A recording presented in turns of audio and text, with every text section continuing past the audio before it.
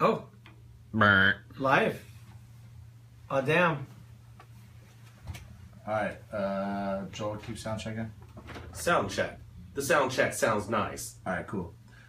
Derek. Hey, this is me on the sound check. Oh, there I am. Ta, ka, ka, pa, pa. DJ Shadow Grill. How long steak, mister? You're good. Russell. Copper tone lad. I don't know why I said that. I just did. Copper tone lad. Just to add, with the dog pulling down the little kid's bathing suit. That classic vintage 1920s. Yeah. Hello. Is that any better? I can't tell. Yeah. Is that good? Am I good? How are my vocals? How are my vocals in the booth? Turn up my vocals in the booth. The booth. You good? How's everybody's ears? My ears are great. Joel. My ears sounds a little off, like a little empty on mine. Talk. How about now? Can you hear me? There's a little bit more harmony there. Yeah, with me? Yes. Catch me outside. Catch me outside. How about that? Okay. Alright. Alright, go around one more time, Joel. The mic sounds nice. Check 1. The mic sounds nice. Check 2. Okay, Can Russell. you share it on your phone, please? Around the world. Alright, Derek. This is Derek. Pakasa ta ta ta. Here we go. You guys ready? Yeah, I'm ready. Yeah, that's what I mean. Alright, 5, 4, 3. Lucky you found end user disagreements. And we're on lucky number 40. 40. Get them 40s. Thank you to Billy D. Williams. What you got on my 40 though? What you got on my 40 though? And this is the video game podcast where your argument is Invalid. thank you kindly. And we are coming to you from Studio 212, part of the Soundcasting Network here in South Lake Union, Seattle. Today we are unofficially brought to you by Iron Horse Brewery.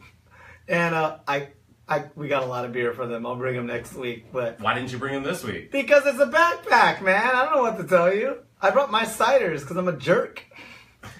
You're not gonna get one of those like Coleman refrigerated. No. Nice Maybe pack. next week. We're still at a point where the Pacific Northwest is kind of cold, and transporting stuff means cold hands. So deal with it. Get your own beverages. And this is February 13th. I mean, I don't know when you're listening to this. This is the future. The future. Or the Future. past. We could be. But like you the know what? Flash. We could be Eric- anywhere. And regardless, it's probably 2017. We are the most diverse video game podcast in the world. Which is crazy, because at first people were like, what makes your podcast different? And I'm like, oh man, I guess you talk about this stuff, and IGN's got like 8, and Giant Bomb's got one, and Kotaku's got one, and there's a bunch of good podcasts, but we may actually be the most diverse, ethnically, video game podcast in the world. Possibly. I don't know. I've never done the research on this. Yeah, I don't want to put my neck out too far for that one. I Just will.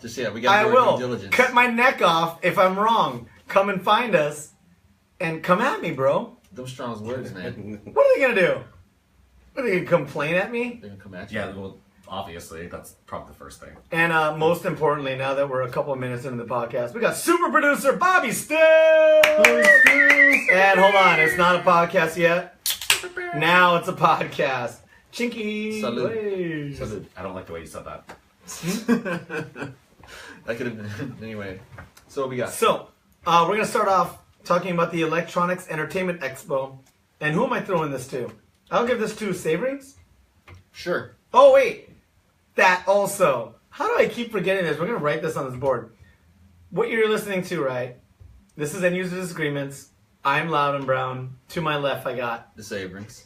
And not across from me, but from like 9:45, 10 o'clock, I got. You got just the tip. Just the tip. That's with 2 P's. That's what makes it exciting. Yes, and unique to me, and only me. That's just the tip with a double P. For a double dose of that pimpin'. Yes, that's what I was talking about. Double dose of pimpin'. So, Saverings, take us on a trip. Let the maniacs at home know what E3 is and what's going on. Well, E3 is, for all intents and purposes, it's the Super Bowl. And actually, it's the Rose Bowl. It's the granddaddy of all mainstream consumer electronic shows. In regards to video games, specifically, it's the video games one. So what CES is for your TV, and your VCRs and whatever else your kids got out there these days. VCR. That's CES. For your grown-up snuggle movies, you got the AVNs. For your movies, regular movies, for your Squares movies, you got the Oscars. For TV, you got the Emmys. So E3 is like the big deal as far as video games go. Well, E3 is the conference for it. It's not like an award show. No, So- True. no, but I'm saying like as far as like your big trade hullabaloo. Right. As Yeah, far as- getting a as best far of as- show at E3 is quite a big deal. Yeah, it's quite a showing. Yeah, You were getting a handful of downloads. especially that mixed Yeah. breed, that mixed But breed basic- competition. But I mean, like, there were just awards on demos instead of completed products, which is in comparison. Oh, I know. There have definitely been some award-winning demos that are absolute garbage. You know what I mean? Well, not garbage, but just didn't perform as well. No Man's Sky. Okay, so Right. E3, let's go. Oh, so basically, this year they're opening it up to the public. I have a feeling this is because since it closed and reopened, they've been trying to struggle. You know, they've been kind of struggling, kind of finding their identity. Whereas before they were more of your, So, Save Rings, you said before it was closed and open. You got to let these people know what you're talking about. Well, E3's been around since what, 90? I think was their first show. 89, 90, Somewhere, no, when did it break off from CES? around that time. I'm thinking maybe Early about 90s. Early Yeah, 90s. like 90. And it was a very popular show as far as news coverage went. It was open to the public, as well as news outlets and journalists and such. And at the beginning, it would bounce back and forth between Atlanta and Los Angeles. And when it was in Atlanta, we both got the chance to go. We didn't know each other back then, but I went to the one in Atlanta where I saw Parappa the Rapper, and I saw the N64 and some other cool stuff like that. Hot. Yeah. And so basically now this year they're opening it back up to the public. It did shut down for a little bit because it kind of lost its I'm going to way. interject because I thought you were going to talk about it. You totally didn't talk about it. So E3, for No, the longest time, was public. No, I was kind of setting it up. Like it got Okay, go so for it. big with all those people showing Go up. for It it. got too expensive for a lot of the big publishers to like think it was worth their time and money. So people started to pull out, and it kind of like lost its momentum. So they kind of had to shut it down for a few years. For a year, I think. How long was it shut down? So, well, what happened is it went corporate. It didn't shut down. They went to a corporate-only event, and this was like the late 2000s. Oh, mid 2000s. And Yes. if you didn't work for a company that didn't have something to do with video games, so early 2000s, mid 2000s, it was open to the industry, not open to the public and not corporate. That's So also if you when they- worked at That's also when they shut down the whole Booth Babes thing. Yeah. Right? Yeah, they Okay. started getting a lot of heat for that. So if you worked at Target, Target sells video games. You could go. KB toy stores. I worked at GameStop at the time. I was able to go. EB, And then in yeah. 06, it went corporate only. If you weren't a full-time salary member of a video game company or someone invested in it, like, what was it? It was like 07, 08. It was corporate only. It was way smaller and way concise. Yeah. Still had the reveals, still had the trailers, but like no one was there to see it. Yeah, they had They to were- peel it back because it got too expensive. It got too expensive. And then that's exactly, and Bobby knows this, that's exactly when PAX started blowing up. Because all these people, it displaced all of these gamers that couldn't go to E3. They're like, dude, we got to go to a con. It's like, what about that one in Seattle? It's like, the one that the online comic book guys throw? Like, yeah, they got a couple good games there. And within like 3 years, PAX went from being like the guys in Seattle that threw a con to being the biggest video game convention in the nation.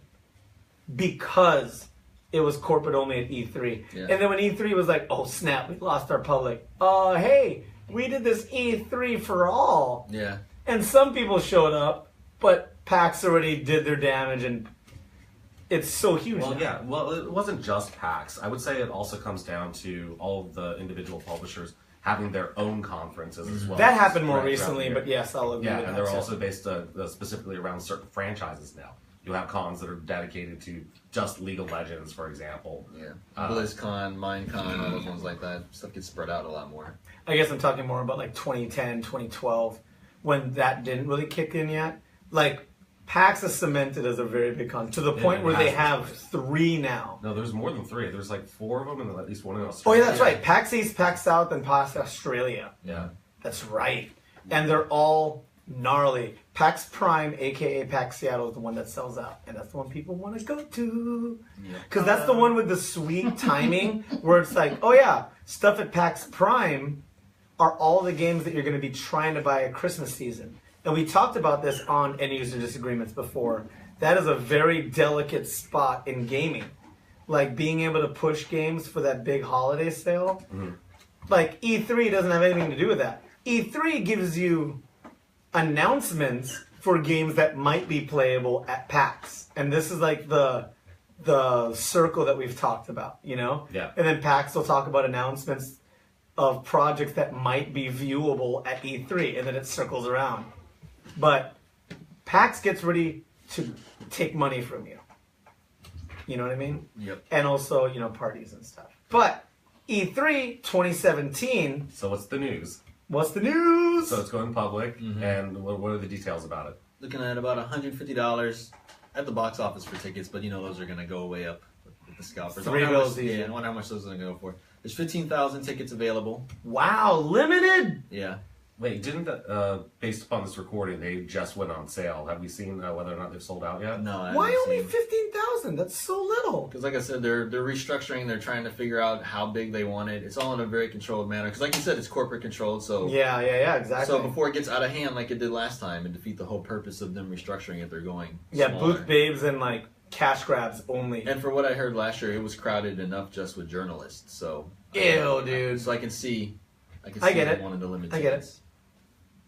And then previously on E3. Mm-hmm.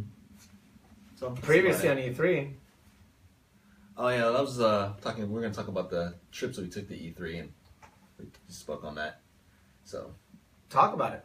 I said went to the one when it was in Atlanta. I think this was '95. And yeah, like I said, I saw Parappa the Rappa and the N64. And what'd you see when you went there? N64. So we were at the same one.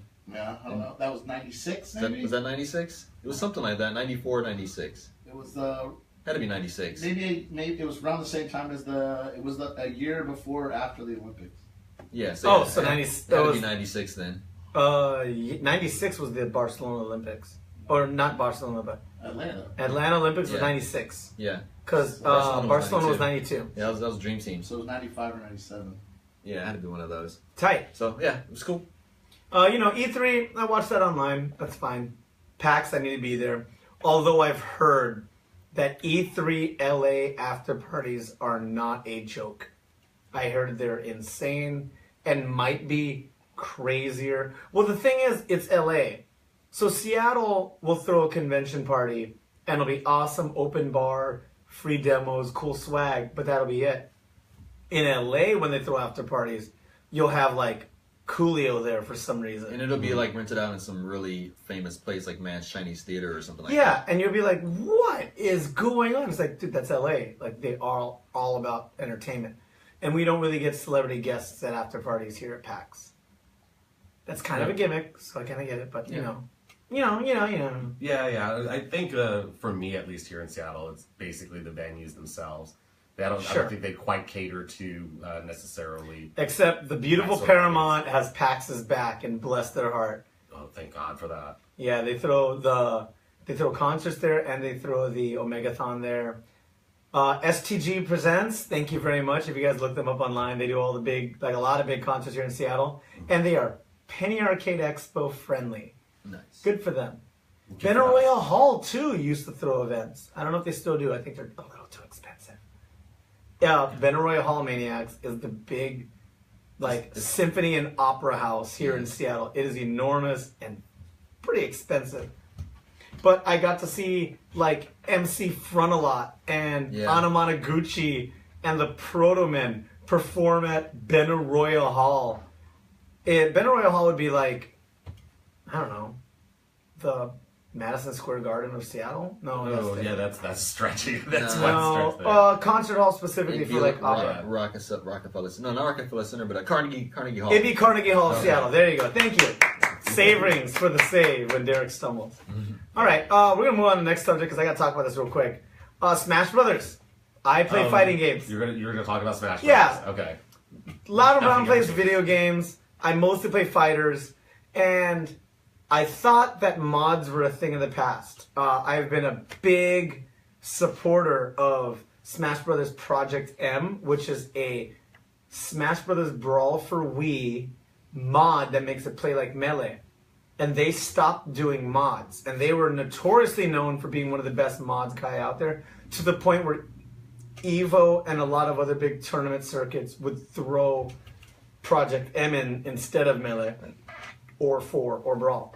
But now we got cool stuff like we have Melee 20XXTE, which is a new Melee mod that's coming out. And for the Wii U, we have Melee HD and Smash Brothers Better that are based off of the Game Banana mod. And these are things that increase the cast even bigger than Wii U already is, but does Melee physics. And I've seen some videos, you know, it's not gotten to the point where Project M was, but all you guys that miss GameCube Melee, fear is not gone. Hardcore Smash Brothers may be back in the future. How do you usually play those? Do you boot them off of like a memory card or something? Yeah, memory card. So the way you play the one on Wii is it's a 2 gigabyte memory card. It can't be bigger than that. There's this weird law. Download it. They're all free because you can't charge for these. No. And then you load up Brawl. And the thing that you can't do this with Melee, you load up Brawl and you go to the stage designer. The stage designer is the only way that the user has an input on what the game looks like. So it boots from that. Yeah. So it goes, stage designer, you see the little spindle, and then it goes, bzz, it sorts out, and then you see a little screen that goes, Project M, start. And you play it, and it looks like the Brawl load screen, but then you have this enormous cast, crazy different costumes, beautiful physics. And like I said, it was like competitive for a while. It was real good. Mm-hmm. But after Smash 4 came out, the Project M community was like, no, Smash Brothers has a good place now. And they believe that Smash for Wii U is good enough for the competitive scene. Some people don't. If you guys want to go check it out, Google up or, you know, Alta Vista, Game Banana when you're looking up Smash Brothers. Web crawler. Web crawler. Yeah, go.com. And check them out. And as a last farewell for Loud and Brown's topics, this is a 10-second discussion. I beat Final Fantasy 15. It was cool. All right. 133 hours. Okay. Yeah. He 133 hours? Oh, that's... Did you get the ultimate weapons? Yeah. Nice. Did you max out all the fishing and everything? Max out fishing, camping, cooking, and photos. Nice. Maxed out the players' levels. They're all 99. Nice. Did not max out their grids. Okay. Because some of them are kind of silly. Yeah. And you don't need them. Yeah, Like, I don't need optional after a while. Pronto to break limit. He's never going to break limit. Like, the way that character is built, he won't break limit unless there's a character weak to guns. He's just not going to be your strong guy. I broke limit on Gladio, and I kept it at that. Gladi. Check out the game. It's cool. It's fun. IGN had a really, really good review that I feel was, like, in line with my heart. And if you want to hear more about Smash Brothers Melee 20XXTE, Cecilia D'Anastasio from Kotaku has a whole report with that. That's Kotaku.com. That's where my sources come from. I wonder how that works on the Simu mod. Simu. Oh, yeah. I know, right? I started messing around with Simu a little bit. It's not very stable right now, though. But at this point, we're going to break real quick and talk to you and tell you that this is End User Disagreements, the video game podcast here in Seattle, loosely brought to you by Iron Horse Brewery.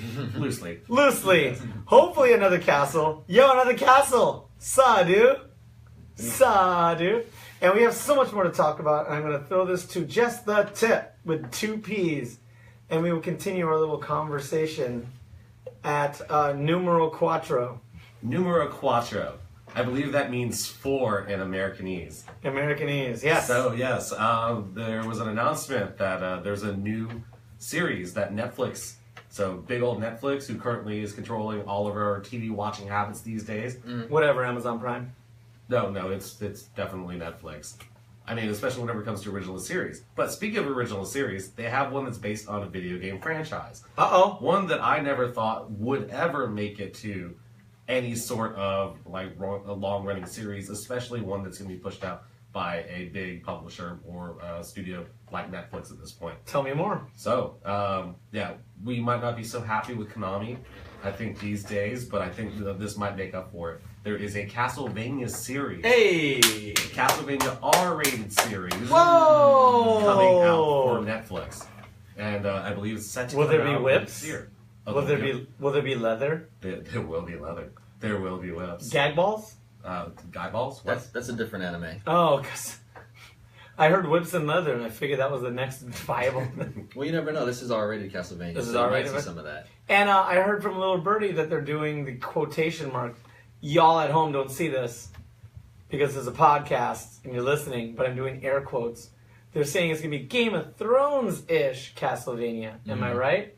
Yes. We're going to have blood, guts, gore, betrayal. Boobs! And I assume probably vampires at some Boobs, point. But yeah, Boobs, yeah, those boobs, vampires. boobs. Vampires are known to get sexy in whatever medium they're in.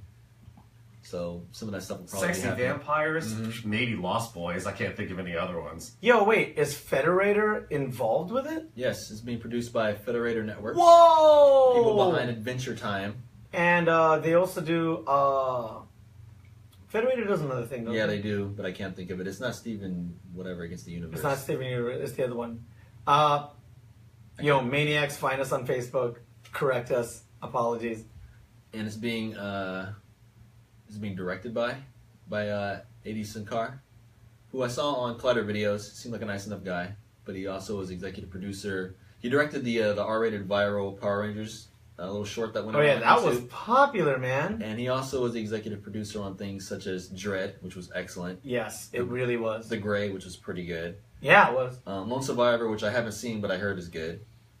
And A Walk Amongst the Tombstones. I put that up there because it's a movie I've heard of. And wasn't Josh Hartnett in that movie? I want to say that was who a rare knows? Josh Hartnett movie. That guy disappeared from Hollywood. Yeah, man. but I think this is notable because I think he was in that movie, if I'm not mistaken. Oh, sure. Well, Adi Shankar, not Robbie, not related to the Beatles. Wait, is he that guy's kid? No. Okay.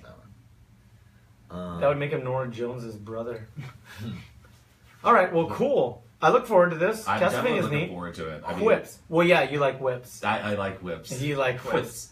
Whips. And one Just of them- wait, say whip. Whip. Say cool whip. Cool whip. Oh, God. we don't own that. We don't own that bit. But it wasn't one of them quoted as saying in this in the press release that this will be the first good video game adaptation. Yo.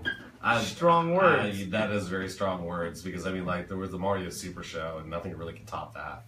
And actually, you all laugh, but that holds up. My kids watch that and they love it. Like it holds up well to this day. I like knothole Sonic. It got dark. It was cool. Princess Sally and everything. Yeah. And Bunny Rabbit. They half roboticized a bunny. That's super sad. She's half robot. And then Sonic's grandpa is a complete robot, but he's totally aware that he's not like organic anymore. And he's just sad. Is that the one from like Sonic Pinball? You could be like the robot Sonic. Was that his No, grandfather? that's Sonic CD.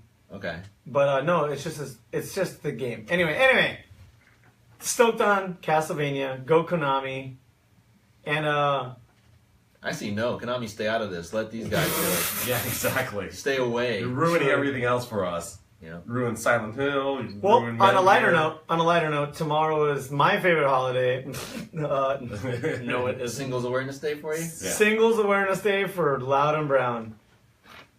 The saddest. Happy Singles Awareness Day. I'm going to be listening to American Football and Saves the Day and Dashboard Confessional and Taking Back Sunday. I'm sure you're Death going Cab to for enjoy Cutie. Not Death Cab, not sad enough. Jawbreaker. Explosions in the Sky. All of the set. Oh, Elliott Smith on repeat. Sade. Sade. Yeah, Sade. Yeah, put some Sade on. Just close the blinds. Sure, why not? But this is a subject that has games are involved in love and romance. Well, yes. I mean, games are an art form now, and art forms are there to elicit emotion. And I'm sure that we've played plenty of games over the years where we've seen romantic entanglements or moments that made us kind of weep a little bit because two characters finally get together after after like fighting for so long to go ahead and stop this evil that's keeping them apart. Sure. But as things, but other than that, I guess we have a couple of examples of really great romances we can get into. I don't know why we started off with this one, with Catherine is on the board. Yo, that's the last innovative game that's happened in a while, man. Catherine was like... I don't know if it's the last innovative game, but I mean, it was definitely an innovative concept. It is, it's cool. It's a puzzle game. It's a puzzle game with like... But isn't it kind of, I don't know, didn't it have like a romantic twist to it? It's all romance. Okay. Well, I mean, like, it's... Break it down. I didn't play It's a man in love with two different Catherines, one with a K and one with a C. Well, one's his longtime girlfriend, and then he has an accidental, like, one-night stand with this other girl named Catherine as well. And you have to start making decisions on whether or not to go hang out with the new Catherine and avoid your old girlfriend, or try to go ahead and play good the rest of the time. But a lot of people awarded it for it trying to do something that's different. You know, everybody else was making sequels and shooters and MOBAs, and Catherine came out and was like, hey, we're going to make a quasi-dating puzzle game. Yeah, horror puzzle game. And then, whoa, Ico? Oh, yeah, that is a love story, huh? Oh, Ico, oh, absolutely. I mean, like, they don't even have to say much. Pretty much once the hero comes in, the princess is already, like, down, and he's, you know, fighting off these giant monsters just to go ahead and try to bring her back. And then, of course, the classic video game, a love story. Well, I guess the original love story would probably be Jumpman and the princess in Donkey Kong. Jumpman is actually Mario's father.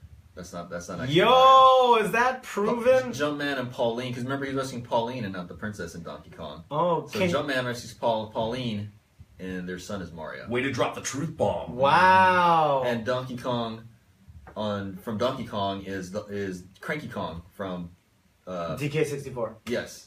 And Tight. From Donkey Kong Country. Nice, because he doesn't have a tie. Yeah, he's the old school one. Yep, that's why he's old in there. Wait, does the Donkey Kong in Mario Kart SNES have a tie? Whoa. He had a wife beater on in that one. Donkey Kong did.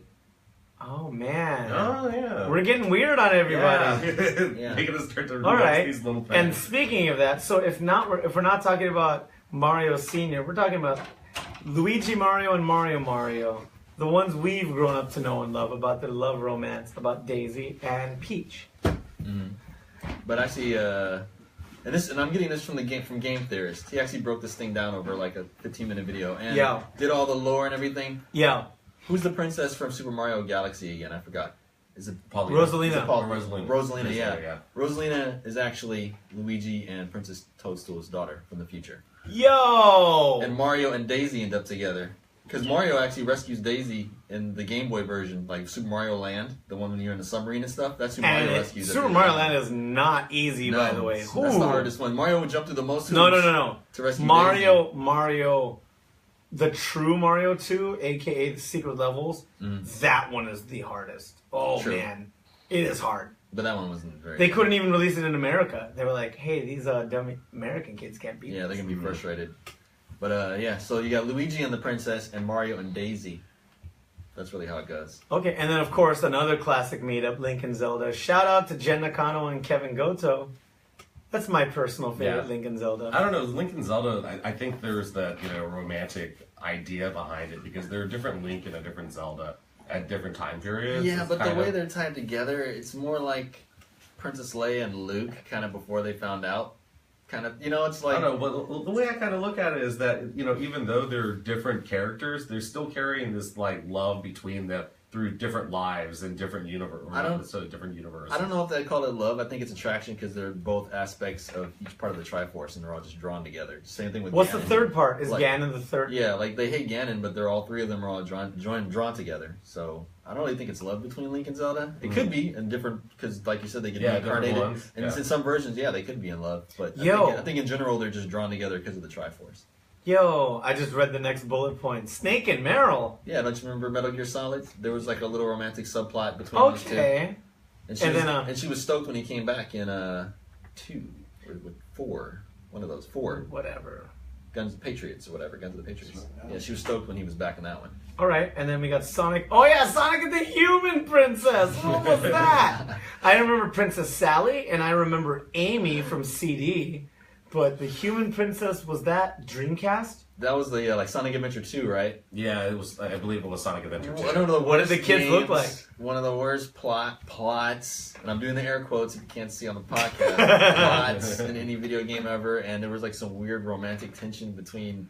It was gross. It was pretty gross. Yeah, Maybe- there was a kiss scene. There's a between kiss. them. Yeah. Whoa, hey, why not, man? 2017. Yeah, hedgehogs and humans. What is this?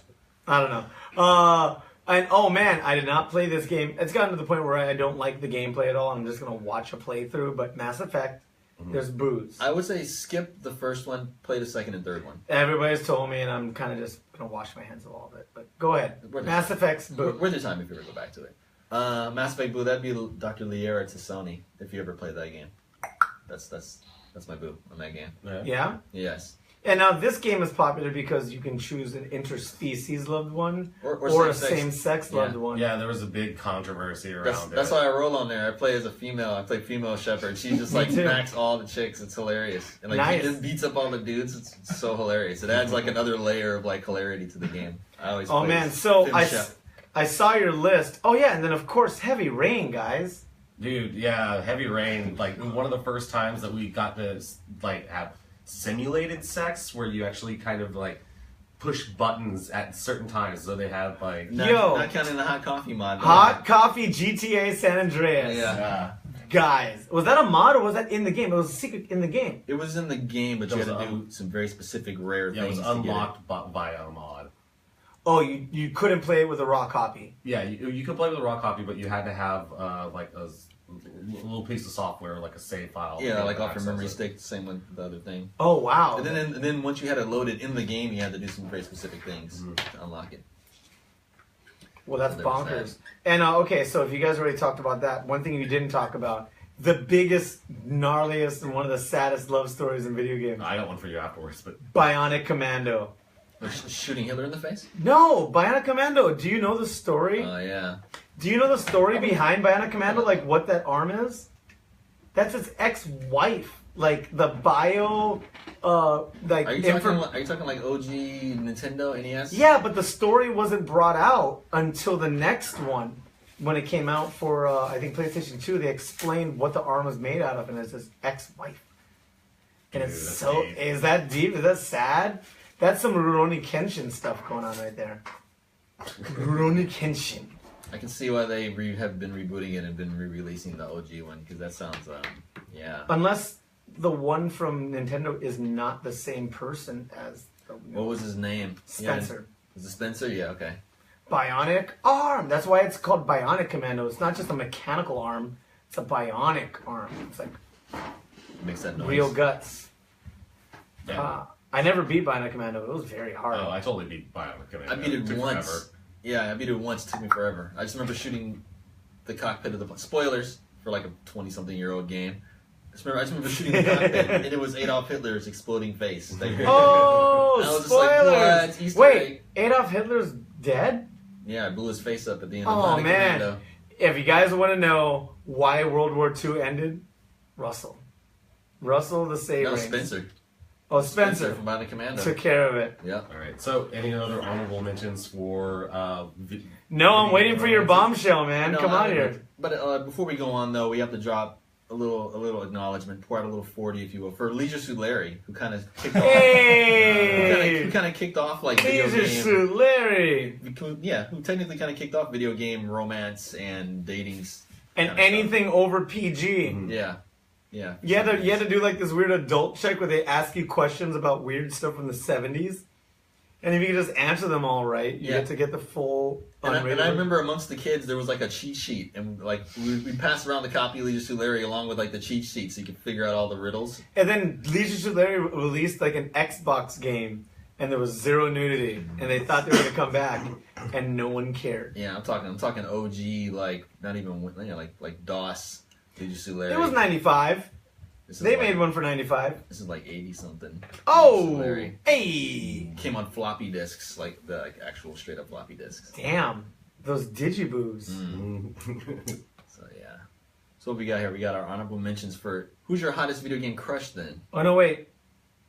No, Tip it with the double. No, P. yeah, okay. No, I would say probably my favorite, whenever it comes down to like secret romances, secret partnerships in video game lore, would have to be Yoshi and Birdo. Oh, That's what you're shipping? okay. That's what I'm going with. So, But Birdo's a dude though. exactly. Okay. I mean, it crosses all sorts of boundaries. Okay. You have Yoshi here, just shows up in an egg in the Super Mario World, and then Mario ditches him at any point when he gets jumped. It's like, oh, I need to go ahead and make it to the top. Plus of this Mario list. smashing Daisy anyway, so Right. But That double jump though. Yeah, but Birdo in Super Mario Brothers 2, so it was Doki Doki Panic, and then it was reskinned as Super Mario Brothers 2 here in America. In the instruction manual, it said under its description for Birdo that he's actually a guy that wants to be a girl, and that's why he wears the bow on his head. But it doesn't quite make, but we've forgotten about that, and have had this impression that Birdo is just a girl from now on. But since, like Double Dash? That Birdo and Yoshi have been seen hooking up with each other in all sports games, or like Wonderful. sports, like Hey. they're always teamed I together. think it's just because they're both dinosaurs. I think that's it. I think they're just friends. So No, dinosaurs. no, they are hooking up and it's beautiful. Okay, well here's the thing: if Yoshi is with Birdo and they're both dudes, then how does Yoshi lay the eggs? Are they just asexual and they just Birdo lay spits eggs. I mean, like They- they're both egg-laying I don't think creatures. it's meant to be understood. They're just magical dinosaurs. They're just magical dinosaurs and it's a beautiful thing. It's a very beautiful thing. So that's your shipping. That's my pick for romantic. Is that your romantic, erotic fan? So you're not talking about Poison and Andre from Final Fight? Ooh, I'm not. Ooh, yeah, Poison. That's what I was thinking about. I forgot his name. From Final Andre? Fight. Are you talking about the ones that you Hugo. The ones that you fight on the street? Yeah, Hugo and Poison. Yeah, Poison with the pink hair. The pink hair Yeah. and the dong. It's a she. It's trans, Okay. but just a she that happens to have a pee-pee. That's all. That's from Final Fight, kids. Final Fight, look it up. Yeah, look it up. And you know what? It used to be one of my favorite side-scrolling brawlers until Scott Pilgrim came around. Scott Pilgrim is way too good. It's just way too fun. It's still up there. It is still up Final there. Fight ages well. They're right there with Cadillacs and Dinosaurs and freaking Alien vs. Predator Yeah. and Punisher. And Bad Dudes. I put Castle Crashers up there. And, It's not fun. Castle Crashers is still good. Double Dragon. I always chose the Poison guy. Oh, man. So much Castle Crashers at my house. We gonna max that game out. Look up all these games. I hope that was helpful. I don't know how much that had to do with Valentine's Day. Oh, I who mean, was yours? You never Who's- said. You never said who you're. My favorite crush? Yeah. Oh, Vanessa from King of Fighters. She was the boxing character. She didn't have any kicks, and she drinks beer. Okay. Short red hair. She's hot. That's fine. That's my little crush. Okay. I didn't like any of the Final Fantasy people either. There was always they always try to make something weird or wrong about them. yeah. I guess if you talk about Final Fantasy, That's where mine's from. yeah. Yeah. Lulu. Got a little Fran action. Fran is tight. I think it's just her accent. It is, and Yeah. that she was she resilient to you? For me, she almost never died. She was so strong. I don't know. I'm waiting to go back and play that game again. Tight. Yeah, with the Final Fantasies, I guess I liked Yuffie a lot. Yeah. She Shout out to stole Cammy. my stuff. Shout out to Cammy too. Oh yeah, Cammy. Props to Cammy. Yeah, Cammy. And Elena. Oh, actually, Street Fighter's got a lot of babes. Yeah. Who's the one from Street Fighter 5? The Brazilian one. Oh man, Laura. Oh my God! Put it away, Laura. Just. Is this really Enough. what we're reducing ourselves to? Enough. Just naming all the hot girls from every fighting game? That's what I mean. There's a lot of hot No, girls, just but them. but I had a crush on Vanessa. Vanessa's that's my bae. That's my. And with that, Lana Brown is saying that's my bae. That's also been in User Disagreements episode 40. I hope this was super helpful. So many random topics tonight. Thanks for subscribing. Hey, tell your friends, man. We don't have enough SoundCloud listens. I know you guys might be listening on Facebook, but at least click that link that we send out. And you get to hear more of our beautiful You get to voices. hear more of our voices that are actually through mics Yeah, and it does sound much better. It sounds way better on SoundCloud, and SoundCloud is home to Soundcasting Network, where we also have Grill How Long Steak, Mister. 2 minutes. 2 minutes heard. Thank you. We also have How to Be a Better Drinker, Can You Dig It podcast. We got a lot of great podcasts on this network. It's beautiful, and we are one of them. Listen, And also, if you're a business owner, sponsor us. We will talk about you all day. All day. All day and night. All day and night. And so we're going to thank Another Castle and Iron Horse Brewery, who have not sponsored us, but we love them. Find us on Facebook at End User Disagreements, at Instagram at End User Disagreements, and on Twitter at EUD Podcast. Thank you very much. And we're also on iTunes. We are on Google Play. Really, we're on SoundCloud. Come on, man. We need some listens on there. It'd be beautiful. And you can find us individually on Twitter. I am Loud and Brown, and you can find me at Twitter at Loud and Brown. To my left, we have. You got the save rings. You can find me on Twitter at V-Gaming and at Midlife Comics. I have another handle that I'm working on right now. Yo, plug. Mm-hmm. And to his left, we got. You can find me, Just the Tip, at just_the_tip on Twitter. And apparently you can also find me on Instagram at just_typical. Tight. Nice. And you can find him at raves at 3:45 in the morning. Sometimes. Possibly going home by 6. That's where you can really find him. Well, thank you, everybody, for listening. Thank you, Bobby, being super producer. Yeah. This has been a production of the Soundcasting Network. Smoke rocks. Thanks kindly. Smoke Rocks. Smokes rocks. I don't know why I think that's funny. It's really messed up because people have problems out there and they're hooked on this stuff, but it's so brutal and people are like, whoa. I don't know. You ever smoke rocks though? Hey, Thursday, what are you guys doing? Awesome. Russ, Joel, What? you guys want to go see Orphan Bones? Oh my god.